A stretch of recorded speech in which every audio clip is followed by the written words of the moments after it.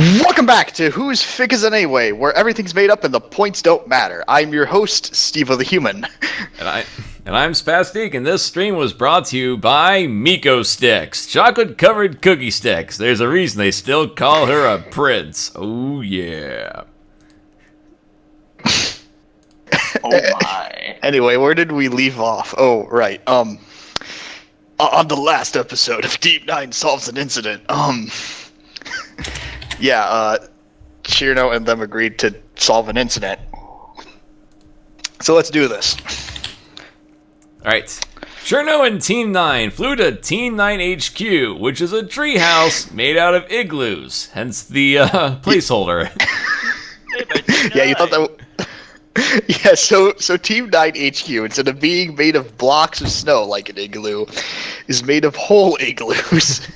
So I'm imagining Cirno and the gang going to Nunavut and stealing igloos from the natives or something like that. I'm sorry, but that sounds amazing. Hey, it's no wonder I lost my house a week ago. Meh. Well, ice is bad for trees, especially trees in a humid subtropical environment like Japan.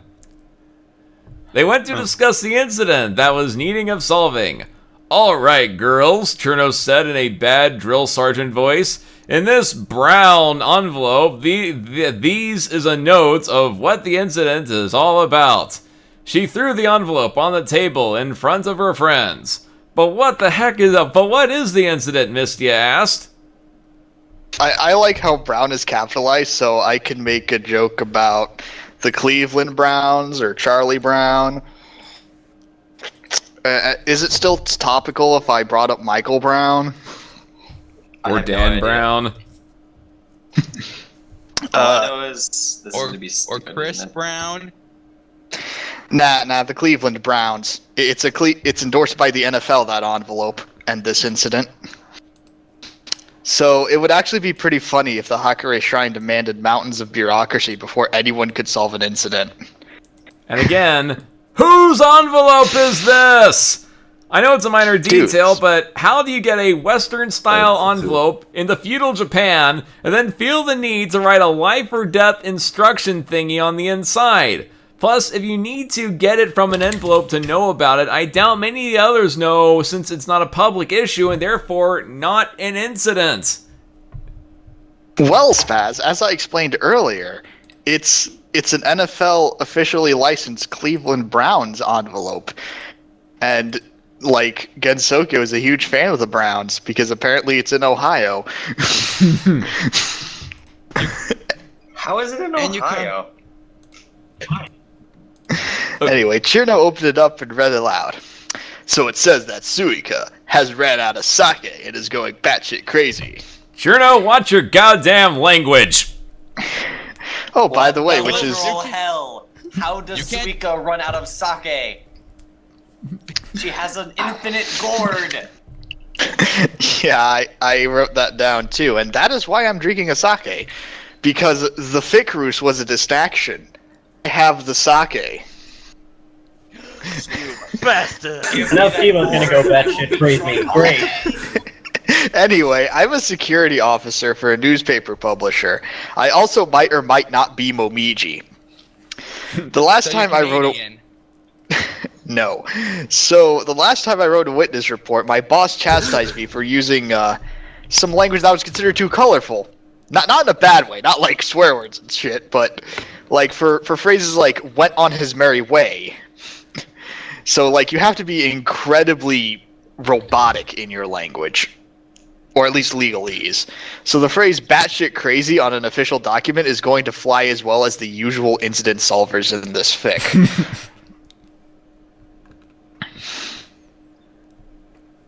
I'm not sure if that's an insult or a compliment.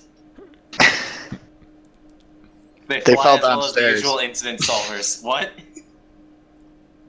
You know, Reimu and them. Yeah. You know, the point ones who are is, bound it's to just like, Are wheelchairs. you saying they're bad flyers or good flyers? No, they're good right flyers, now? but they're paraplegics now.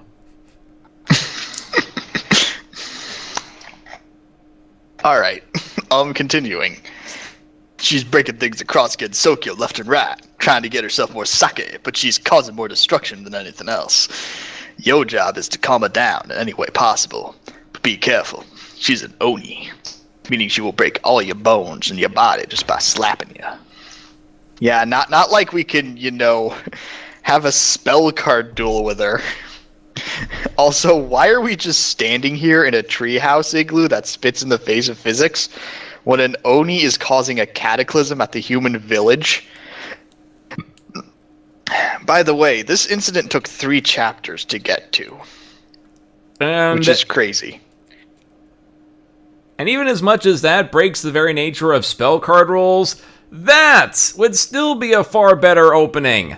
A great inciting incident for the story, seeing Suika go batshit crazy. Why not open with the incident resolvers getting owned by Suika, and then cut to Team 9 getting the news that the incident resolvers were owned by Suika? In fact, I just thought of this now. Maybe Cherno's pride to be on the line to prove she's the strongest, to go out there and prove that she's the strongest by fighting Suika and winning when the incident resolvers could not. Actually, the ironic part is she technically could be stronger than Suika because she fought her in Hizo Tensoku and possibly won. Yep.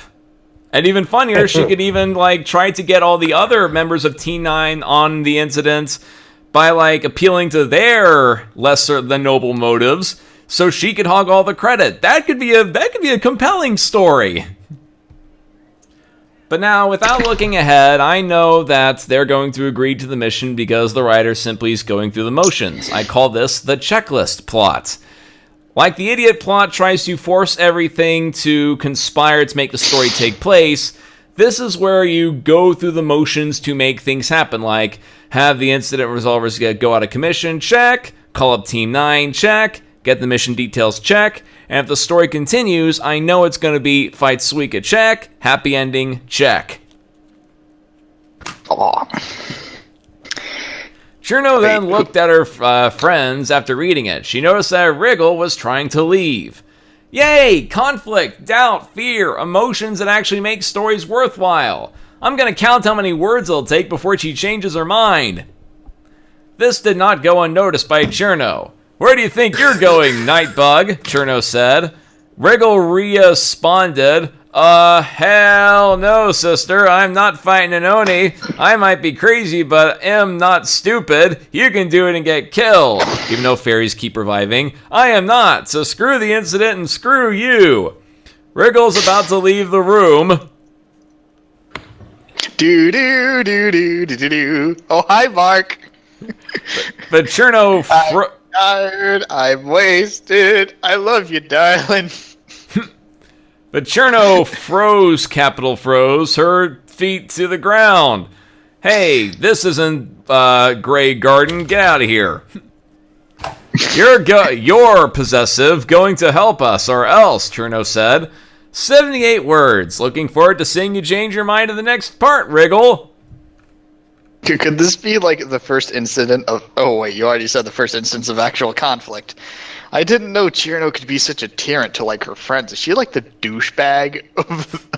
I don't know, that sounds more like Seija. Anyway. I can't help but notice how the fact that Suika, out of all characters, is perpetrating the incident, while no one else noticed. This leads to a whole lot of plot holes / convenient situations that I mentioned earlier with breaking suspension of disbelief that lead up to a rampaging Oni. How did Suika lose her gourd that has an infinite amount of sake?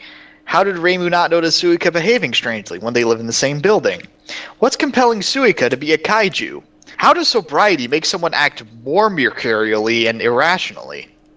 Actually, that's just a thing of the Onis. In order to stay sane and healthy, the Oni as a species, even in traditional folklore, have to be drunk. The moment they sober up is the moment they go completely fucking insane because they finally have to deal with life. So they're alcoholics, alright. They're heavy alcoholics, and that's what makes them happy-go-lucky motherfuckers. Anyway, there have been fan works that cover the idea of Suika having no access to her precious booze, including Tarmo Flake's Suika Quicks Drinking, which stole my Suika being Irish joke. I don't know hard feelings, though. And Kirby M's Suika tries to obtain alcohol, the source of the Ibuki Akius object in Create.Swift. and I've even made one myself. It's a random character mashup of what if Suika was paired with Letty Whiterock, but it was more about the relationship because Letty Whiterock can make cold beer and Suika loves beer, and it wasn't about Suika being an alcoholic. Except for the beer part. Yes. Sure. Both of the works I mentioned take light of alcoholism, but those stories knew a thing or two about how drunk people act. So this incident has a lot of explaining to do for it existing. And, wow, that's the end of the story so far. Of course it's unfinished. Do you ever, have you ever read a finished fic? Good question. I swear that Zune is... I don't think we have. We need to find a finished fic. That's right. God help us all when we do. Anyway. You guys want to know what just occurred to me? What would happen if the next Toho game's main storyline was actually based on Suika as the final boss because someone stole her gourd? So, I predicted the future. And then Anyway. the ex-boss who turns out to have stolen the gourd. Alright. So, what do you think of the story, Spaz? As I said, I have a saying that stories tend to be a reflection of their writers. I've said this in many past fics, and here, I wasn't told who wrote this fic, and I had a feeling as I was reading this sounds like Cirnolover9 wrote this fic, and then Stevo was like, hey, guess who wrote this? And I'm like, Cirnolover9, like, yep. We have tons of exposition, tons of unfunny jokes, a lack of detail, no understanding of how humans beings work, and the moment conflict is introduced, it stops in its tracks.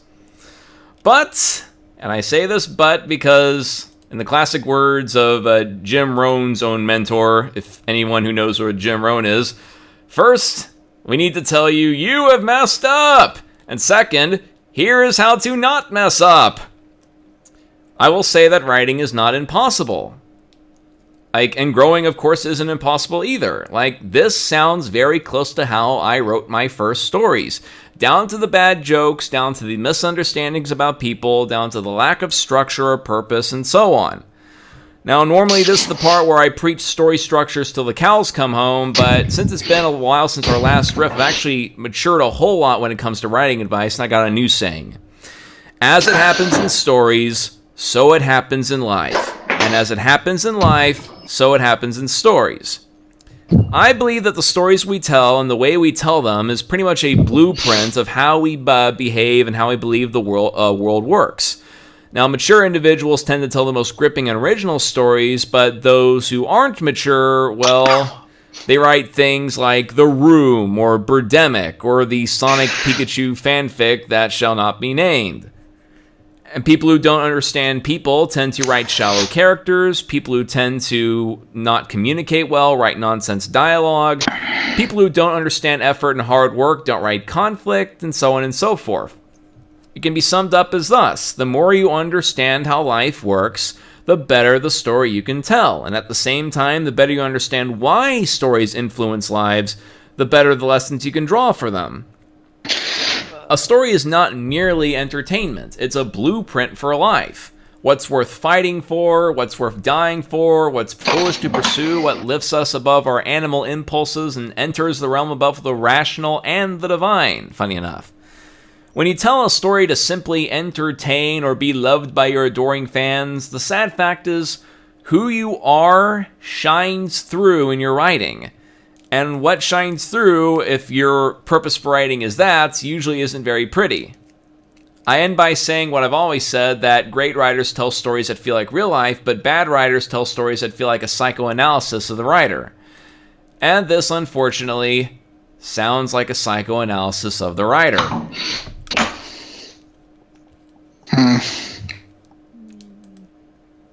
Let's see, what I have to say, I actually feel like I said everything I already want to say. But, well, at least in this recording, but maybe I should direct something to Cirnolover personally while we're here. So, can I say it in recording? Sure, still recording. You know, I told you this time it's personal. Anyway, Cirnolover, I know I've been yelling at you and getting on your ass and all that stuff, but it's not to bully you or why ever you think so. It's because I want you to be a better person. I know you lead a pretty miserable life, and I want you to stop leading a miserable life. And, we do these riffs that despite our seeming insincerity, we do it with complete insincerity. And we can insult people and be sincere and do something noble. Wow, that's awesome. And to be funny. This is great. I love this.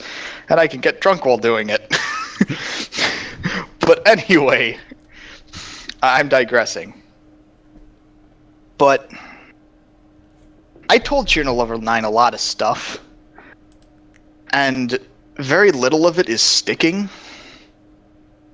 And despite what Spaz may think, even if it's very little sticking, it's still something. But I can tell by this writing that it's not just that he's not a good writer, but that he doesn't want to be a good writer, because that would require effort. And I've been trying to tell him the whole time, like, the whole 15 months I've known him, that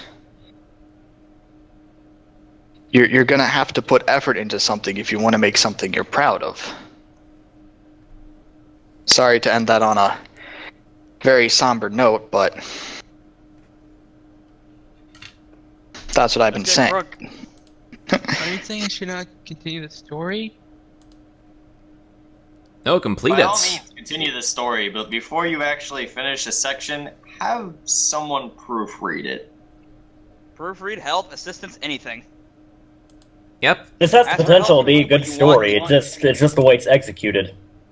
No, Okay. like, ask for help whenever you need it. Like, there's a lot of people in here that would be willing to help you, no matter what, or depending on what circumstances.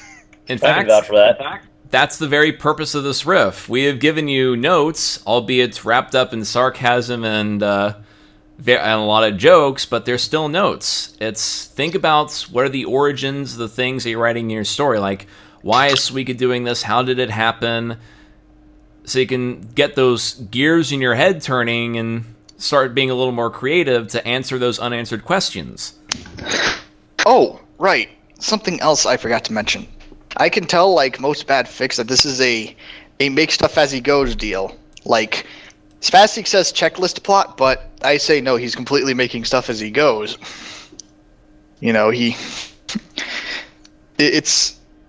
I've seen Douglas Adams do it right. I mean, that's how he got famous, by writing off the top of his head, completely and absolutely, but you're not Douglas Adams. At least not yet. Yeah, at least not yet. I'm more of Douglas Funny. But If even. But here's a good point. When you write a story, here's the way you should always do things per chapter. For every chapter you write, you should have an idea of the beginning, the middle, and the end. That way, the details and way you flow things are working towards a center goal. And then you take what happened in the last chapter and use it as your base. Like, okay, this has happened, this is happening, this needs to happen. And then you do that for the next chapter, and then the next, and then the next. And basically, that's how you draw out a story, at least in my experience. I don't like to think of it as like thinking of an ending, but like thinking of endings as like winning conditions for the protagonist or the antagonist, or well, as for the story overall, it's like a MOBA or something. Like you can think of a video game plot as a very easy example, because and think of it as multiplayer. Like one team wins or the other team wins, and the beginning, you should know what the beginning is. You should have multiple endings, like not like think of multiple endings to add to the DVD bonus content, but like think of what the winning conditions for each side is, and then put it in beginning positions and write deterministically. Okay. That means just put the characters and the setting together and let them act naturally. And the ending will come. Does that make sense? Or am I just drunk rambling? Yeah, it makes sense, but even though you're probably drunk off your ass, I get what you're trying to say. It makes sense to me. My guess is probably your concern, Cherno, is what if something bad happens to the main characters, right? Let it happen. Yes. So, in fact, to contrast what Stevo and Croy said, I tend to think of stories like this. Have something good happen, have something even worse happen, have something even better happen, have something even worse happen. A constant dichotomy, a mix of victories and failures. Show your character's strengths, then show them succumb to their weaknesses in an ever-growing pendulum until one of them wins. Right, the world checkered with good and evil. So you have to have both good and evil fall upon your character. Great, now I'm just going full-blown philosopher, aren't I? Let's see, what would I want to say? Yeah. It's the wrap-up. My point is, if you have to make a character act out of character for an ending, then you're going to have to change your ending. You know, because if you do, you're forcing it. Does that make sense? Mm-hmm. Yes. Well, what's so scary? I'm just a bit down. All right. Don't feel down. Feel like a crowd. Yes, it's a rare honor to be riffed by us. Again, this is like one of the highest quality kind of reviews you can get. Hey. So I'm pretty much getting a $500 steak, but I'm acting like it's McDonald's. About right. If you're acting like it's McDonald's, you buy them off the dollar menu. And then you get $501 steaks. Oh, Jesus. And you'd get fat because it's McDonald's. I will say this, that there's a classic saying that good judgment comes from experience, but experience comes from bad judgment. And what you wrote in this fic was bad judgment, so you got experience, so in the future it'll get you to think better, and you will have good judgment. And if you keep writing like this and keep getting reviews, well, one of these days people look at you and say, oh man, Cirnolover9 is so naturally talented at writing. I wish I was born with talent like Cirnolover9 was. But you'll know. Yeah, dude. But you'll look back at moments like these and be like, it's not natural, I learned this. Yeah. Let's see, anything else for the fic before we wrap it up? Should I remove the part where Marissa gets it up the ass of her broom? I say My you should advice is delete to everything from chapters 1 and 2 and just post chapter 3 there as them just being bored and wanting to start off an incident. No, I want. No, Fleming, I want advice from the experts. We take advice from other people, you know. That wasn't Flubman, that was me. No, it's... Well, listen, just because we're experts doesn't mean we're the only authority on it. In fact, have you ever heard of the expression, everyone's a critic? Yep. Yeah. Well, that's true. Everyone is, in a sense, an expert on story. But what I want to say is that, yes, I did want you to delete the first 2 chapters because they felt superfluous. Like, not even like cool little add-ons, just purely superfluous. Another rule of thumb of writing I do is write on a need-to-know basis. That is, do not bring up something in story unless the reader absolutely needs to know. And the best time to bring it up is when the reader needs to know. Well, at least in the first draft. You know, don't bring it up until the reader needs to know. I can tell where that goes wrong, but it's going to be misunderstood, of course, but yeah, write on need-to-know basis, write only what the reader needs to know. That's the law of conservation of detail.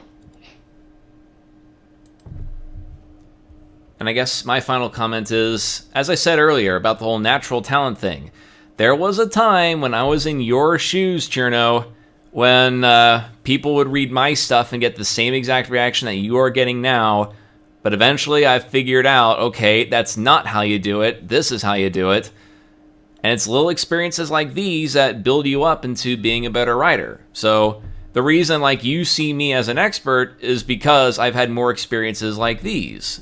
And Stevo, you can attest that you've had these kind of experiences too, right? My 2007 NaNoWriMo winner.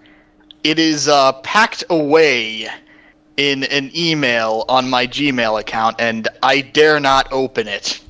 I am taking it with me to my grave. But yes. How the hell would you... What? Are you gonna put it on a USB drive and throw it in your grave? That's not what I mean. Right now. Basically, it's too bad to show. Luckily, I want to show DEF CON 1, my first story eventually. I did a recording a while ago, but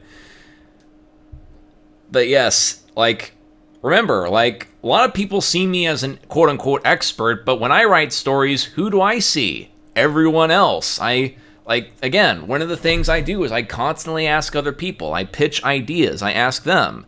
So it's never ask just one person, because one person is just one opinion. But if you get everyone's opinion, that's tons of opinions. Aye. Hey guys, I'm a little bit sad right now. So I did a stupid move and forgot to back up a file. It's been like 5 months since I decided to work on this story some, and this Riff decided, you know, I should go work on this story and finish it. I tried opening it, and the file is corrupted, so there goes about 2 months and 910 pages of work. But here's the good news. Do you still remember the best parts of the story? No, I don't remember much of anything. I was going to read through it later today so that I could be like, oh, okay, so this is where I was going with it. I remember maybe the first, you know, the main goal of the story, but that's 910 pages. Well, do you have more experience now than when you last finished it? Oh yeah, but the thing is that it was kind of considered my masterpiece, because I went through purposely after every chapter, did all the editing, made sure all the work was right, all this other stuff, spelling, grammar, whatnot. Spell check is your friend. And yeah, now I'm disappointed.